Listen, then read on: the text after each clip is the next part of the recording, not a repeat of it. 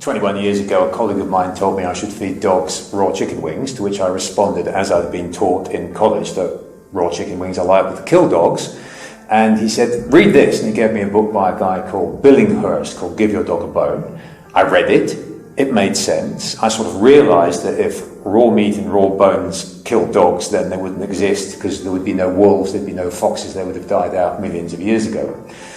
So I started feeding my own dogs, and all I saw was the fact that their coats improved, but I tentatively began to use it in my surgery for dogs with bad skins, anal gland problems, teeth problems, and gut problems.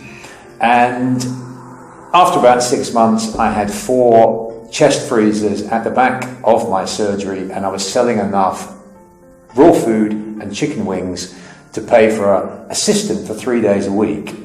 And I thought maybe a third of all the dogs that I saw who had chronic diseases improved or got better simply by taking them off kibble and tinned meat, but especially kibble, and putting them onto raw food.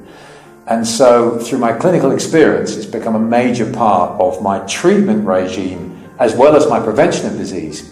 And I've been utterly convinced, because I've been doing this, having been a skeptic, for 20 years now.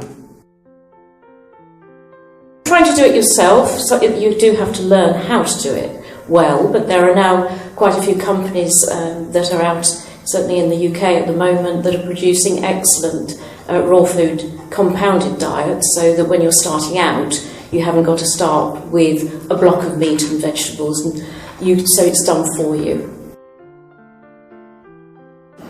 I look at dogs as carnivores, and there's no doubt that they are carnivores, and I look at what they eat in the wild, and they are hunting animals. They eat prey, they catch and eat prey, they eat the whole prey, and that's the skin and the bones and the innards and the meat. And they're also scavengers, which means they'll pick up roots and berries and fallen fruit and vegetable matter. And so I see a real healthy diet for a dog as being something as close to that as possible, which is raw meat, raw offal, raw bone and raw vegetables. And that's what my dogs eat and what I put a lot of my clients' dogs on. I think that it's good for them to get exercise with their jaw and their muscles and their tongue. I mean, that's what they're built to do, is to rip and shred meat off a carcass and to grind knuckles and things. That's what they're meant to do. When they just swallow kibble, it just goes right in the front and just right through and down their throat. It doesn't really even involve their teeth, which is one reason why they have such horrible teeth.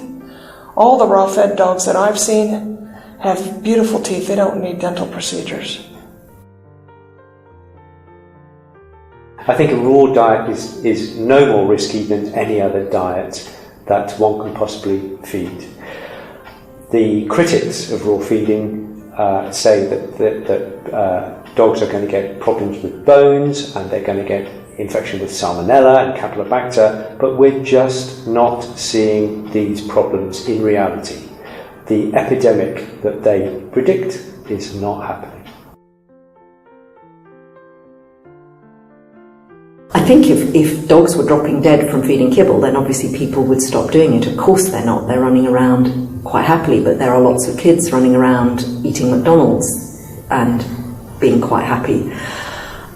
My belief and my experience is that we start to see the price that's being paid for what are often cheap and poor quality ingredients further down the line.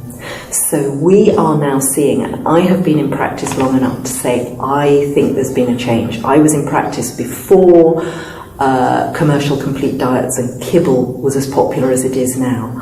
And I think that we have seen a rise in the incidence of what I would call the degenerative diseases that are affecting humans, and humans that eat what's often called the standard American diet, but a poor Western diet. So that's high in refined carbohydrates, high in bad trans fats, and poor quality ingredients, which are often the residue of the human food industry.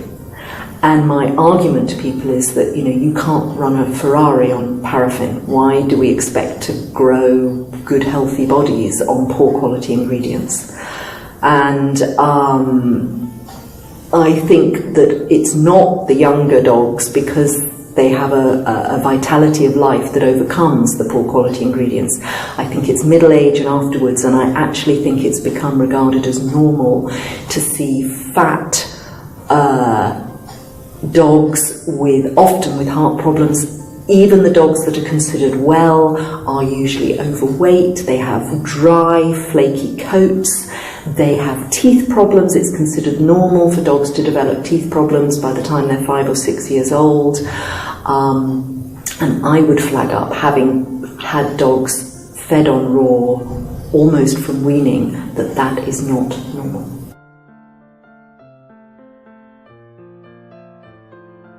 But we have no qualms about talking for species-specific feeding, for natural feeding when it comes to reptiles and, our other exotic species.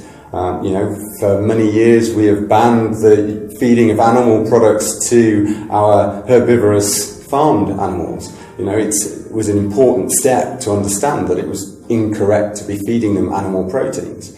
And it's just the same for our pets. Why shouldn't we be looking at a species-appropriate diet for our dogs and cats?